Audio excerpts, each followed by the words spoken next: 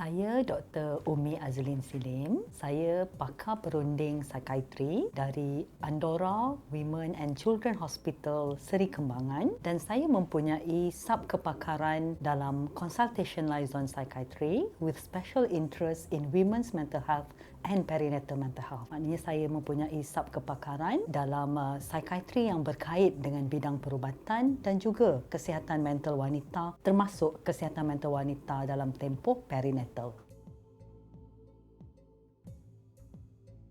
Kita telah mendengar dari seluruh dunia kerana pandemik ini berlaku, kadar laporan atau panggilan telefon mengenai keganasan rumah tangga meningkat dan termasuk juga di Malaysia, dan kadar penceraian telah meningkat dengan tinggi. Yang ini selalunya nampak pada negara yang mana kawalan tu telah diberhentikan, di mana wanita keluar memohon perceraian. Jadi di Malaysia bukan belum nampak lagi, tetapi kadar perceraian meningkat tinggi selepas pandemik. Jadi bagi saya ini memang satu keadaan yang membimbangkan, tetapi kita macam boleh memahami keadaan ini boleh berlaku kerana kita tahu begitu banyak masalah rumah tangga yang berlaku di mana-mana pun, dan kadang-kadang masalah ini mungkin didiamkan seketika kerana pasangan duduk berjauhan atau tidak selalu berjumpa kerana mereka mungkin bekerja dalam shift berbeza ataupun bekerja cuti berlain-lain. Mereka ada cara untuk mengatasi krisis yang mungkin telah sedia ada, tetapi di dalam keadaan kawalan pergerakan, semua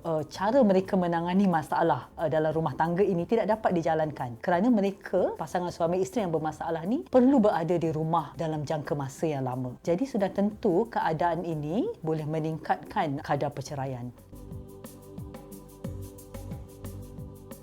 Jadi kita boleh lihat masalah di dalam rumah tangga. Pertama, selalunya dalam terapi misalnya, kita akan dapat lihat wanita mungkin datang dengan masalah yang berat. Masalah yang berat ni selalu kita boleh kategorikan kepada 3A di dalam bahasa Inggeris atau 3P di dalam bahasa Malaysia. Di dalam bahasa Inggeris, 3A ini adalah abuse, affair dan addiction.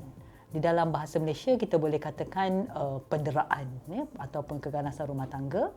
Lepas tu penagihan, contohnya bila ada penagihan dadah di dalam rumah tangga atau penagihan alkohol.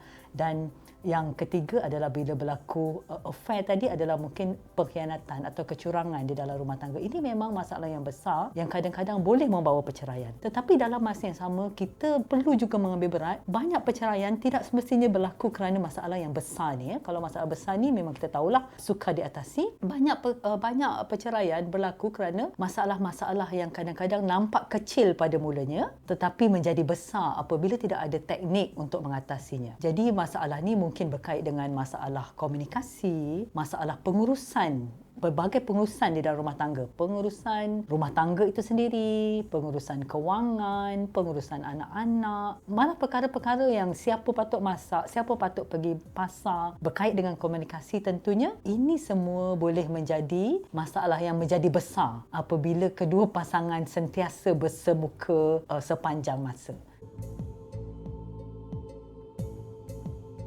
Bagi mereka yang mengalami keganasan rumah tangga dan apabila timbul isu keselamatan, mereka perlu segera mendapatkan pertolongan, dan ini boleh dibuat dengan membuat panggilan telefon ke talian kasih yang kita tahu disediakan oleh pihak kerajaan. Dan tetapi bagi mereka yang menghadapi masalah, contohnya masalah komunikasi, yang merasa mengapa sering bergaduh, merasa tidak ada ketenteraman di dalam rumah tangga, mereka juga perlu mendapatkan pertolongan lebih awal, yang mana kadang-kadang dengan mendapat pertolongan, memahami apa yang sebenarnya berlaku dan seterusnya belajar kemahiran bagaimana mereka boleh mengatasi masalah ini akan dapat sangat-sangat membantu.